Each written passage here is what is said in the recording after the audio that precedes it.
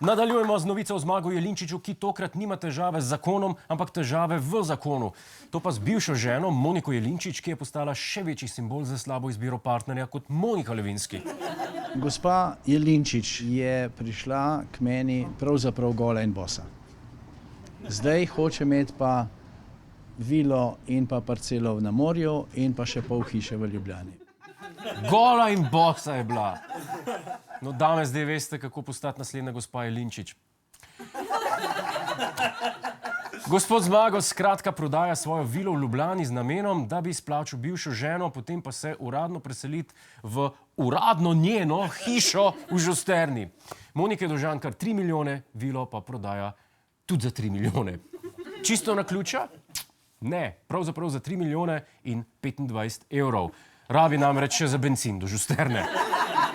Ampak 3 milijone v Ljubljani? A ni to malo? Koliko je pa ta vila velika? 12 kvadratov? Zakaj jo prodaja tako poceni? V končni fazi je ta objekt predviden za rušenje, zaradi tega, ker bo tukaj priključek nove tobačne na Blajvajsovo cesto. Predvidena je za rušenje, oziroma, kakor je to Jelinčič opisal v oglasu, prodaja se vila z omejenim številom nočitev in z zagotovljenim bujenjem. Zgleda, imel Jelinčič velike probleme s prodajo te vile. Kljub temu, da jo ful po ceno prodaja, mislim, za Ljubljano. Mislim, kaj da garažo prodaja? 3 milijone. Ja.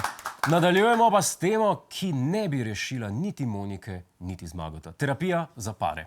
To je dejavnost, ki lahko reši vse probleme v vajinem razmerju, razen finančnih, ki jih samo poslabša. Hej, preden greš, klikni tukaj in se naroči na naš YouTube kanal. Imamo pa tudi TikTok, Instagram in Facebook, tako da le urno.